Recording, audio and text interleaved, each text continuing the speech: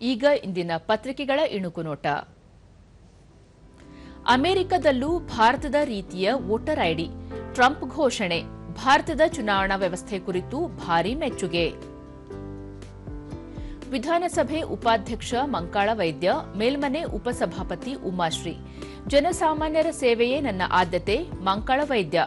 ಬದುಕಿನ ಏಳು ಬೀಳು ನೆನೆದು ಉಪಸಭಾಪತಿ ಉಮಾಶ್ರೀ ಭಾವುಕ.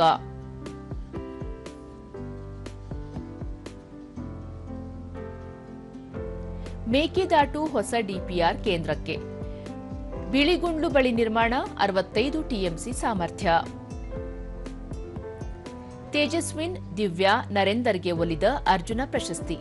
ಈ ಬಾರಿ ಯಾರಿಗೂ ಇಲ್ಲ ಧ್ಯಾನಚಂದ್ ಖೇಲರತ್ನ. ಧರ್ಮೇಂದ್ರಗೆ ದ್ರೋಣಾಚಾರ್ಯ ಜೀವಮಾನ ಸಾಧನೆ ಗೌರವ.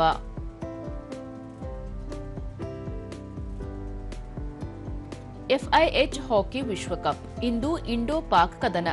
ಭಾರತಕ್ಕೆ ಅಜೇಯ ದಾಖಲೆ ಕಾಯ್ದುಕೊಳ್ಳುವ ವಿಶ್ವಾಸ. ಇವು ಇಂದಿನ ಪತ್ರಿಕೆಗಳ ಪ್ರಮುಖ ಸುದ್ದಿ. ಉಳಿದಂತೆ ಚುನಾವಣೆ ನಡೆಯುವ ರಾಜ್ಯಗಳಿಗೆ ಬಿಜೆಪಿ ಉಸ್ತುವಾರಿಗಳ ನೇಮಕ. ಉತ್ತರ ಪ್ರದೇಶ, ಪಂಜಾಬ್, ಗುಜರಾತ್ಗೆ ಉಸ್ತುವಾರಿ ನೇಮಕ.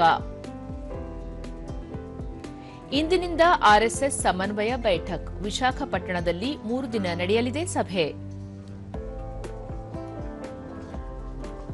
ಅಕ್ಟೋಬರ್ 2ರಿಂದ ಬ್ಯಾಂಕಿಂಗ್ ಫಾರ್ ಯೂತ್ ಆಂದೋಲನ. ಕಾಲೇಜುಗಳಿಗೆ ತೆರಳಿ ಸೇವೆ, ಶಾಖೆಗಳಲ್ಲಿ ಯುವ ಕಿಯೋಸ್ಕ್. ಬ್ಯಾಂಕ್ಗಳಿಗೆ ವಿತ್ತ ಸಚಿವೆ ಸೂಚನೆ. ಮಕ್ಕಳಲ್ಲೇ ಇನ್ಫ್ಲೂಯೆನ್ಸಾ ಮಾದರಿ ಜ್ವರ ಹೆಚ್ಚಳ. H1N1 ಪ್ರಕರಣಗಳು ವರದಿ. ಆತಂಕ ಬೇಡ ಎಂದ ಮಕ್ಕಳ ರೋಗ ತಜ್ಞರು. ಶೈಕ್ಷಣಿಕ ಕ್ರೀಡಾಕೂಟ. ಪರಿಷ್ಕೃತ ಸುತ್ತೋಲೆ. 14 ವರ್ಷದೊಳಗಿನವರಿಗೂ ಅವಕಾಶ. ಜುಲೈ 14ರ ಸುತ್ತೋಲೆ ಹಿಂಪಡೆದ ಶಿಕ್ಷಣ ಇಲಾಖೆ.